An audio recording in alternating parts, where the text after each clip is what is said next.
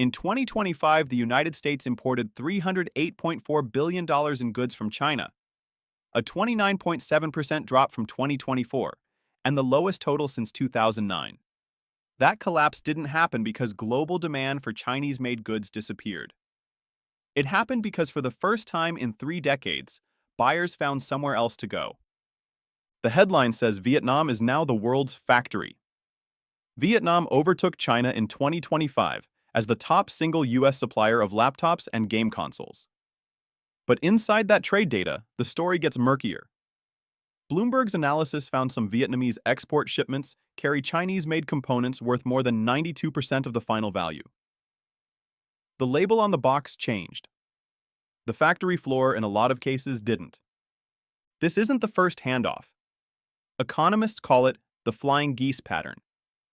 After World War II, Japan led East Asia's manufacturing rise.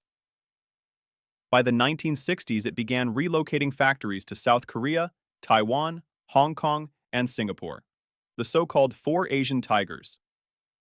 By the early 1990s, those economies handed the baton again, this time to the ASEAN 4, and above all, to China.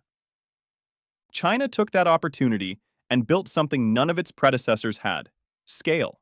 By 2023, the most recent confirmed year, China produced 29% of all global manufacturing output, with manufacturing equal to about 27% of its GDP.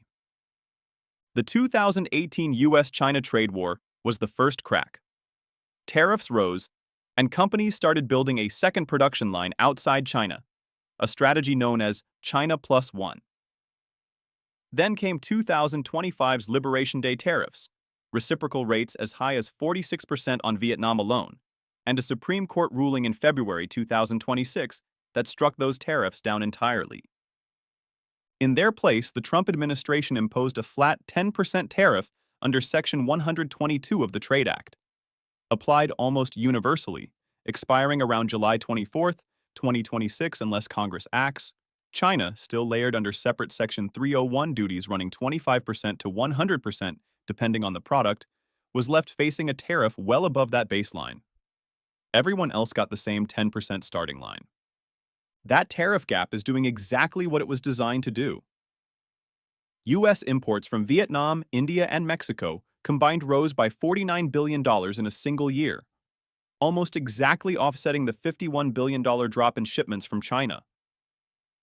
Vietnam's Bac Ninh province, now a Foxconn stronghold, saw smartphone output rise 39.4% and laptop output rise 130.3% year-on-year.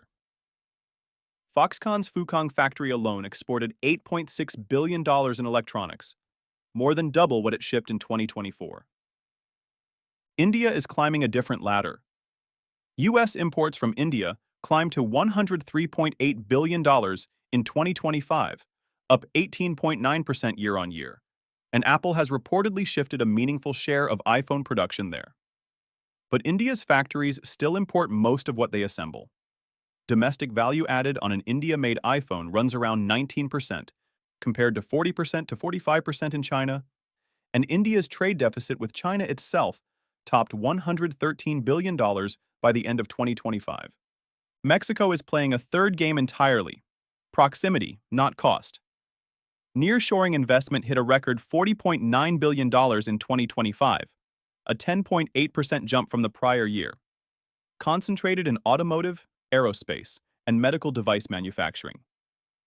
Feeding directly into the U.S. market, protected by the 0% tariff rate on Mexican goods that qualify under USMCA rules of origin. Meanwhile, the money is leaving China faster than the headlines suggest. Foreign direct investment fell 7.3% year-on-year in the first quarter of 2026 alone, extending a contraction that has run for 3 straight years.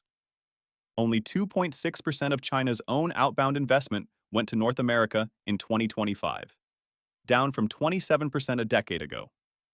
Both sides are pulling back at once.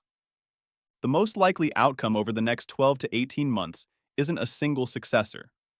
It's fragmentation into what one industry analysis calls a China plus many model. Vietnam and India absorbing final assembly and labor-intensive production.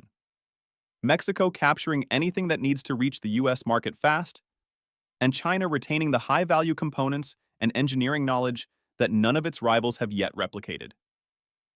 The concentration of U.S. imports among the top three supplier countries, China, India, and Vietnam, already fell from 61% to 54% in a single year for North American buyers.